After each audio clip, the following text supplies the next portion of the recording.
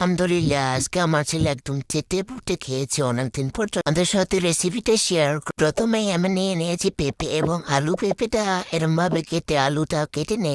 তো তারপর একটা ফ্রাই প্যান বসিয়ে তাকে সরিষার তেল দিয়ে দিয়েছি। তো আমি এখানে পেঁয়াজ খুলি এবং পেঁয়াজ কুচি দিয়েছি, দিয়ে একটু নেড়ে নিয়ে এখানে জিরে গুঁড়ো, ধনিয়া গুঁড়ো, একটু হলুদ এবং একটু লবণ দিয়ে ভালো করে এটা মিশিয়ে নিয়েছি। তো আমি এখানে কিছু গরম মসলা অ্যাড করেছিলাম। তারপর আমি এখানে দিয়ে দিচ্ছি হচ্ছে আলু আর পেঁপে যেটা কুচি করে রাখছিলাম।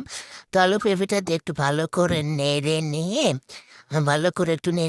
আমি এখানে অ্যাড করেছি হচ্ছে চিনি গুঁড়ো চাল। তো আপনার অন্য চালও অ্যাড করতে পারেন। চিনি গুঁড়ো চাল একটু ভেজে নিয়ে ভালো করে ভেজে নিয়ে আমি এখানে গরম পানি অ্যাড করেছি। আপনারা চাইলে গরম পানির বা পরিবর্তে ঠান্ডা পানিও অ্যাড করতে পারেন, কোনো সমস্যা নেই। তো পানিটা দিয়ে আমি এই পর্যায়ে ঢাকা দিয়ে নিব যতক্ষণ না সিদ্ধ হয়ে গিয়েছে। তো এই দেখুন আমার এই পর্যায়ে প্রায় সিদ্ধ হয়ে এসেছে। তো আমি দেখতেছিলাম সিদ্ধ হয়েছে কি না, একদমই সিদ্ধ হয়ে গিয়েছে। তো আমি কিছুটা একটু নরম করতে চেয়েছিলাম, যার জন্য আমি যে পেঁপে আর আলুটা দিয়েছি, এই পেঁপে আলুটাকে আমি একটু ম্যাশ করে নেবো, হালকা ম্যাশ করবো, বেশি করার প্রয়োজনে, আমার বাবু এমনি খেতে পারে।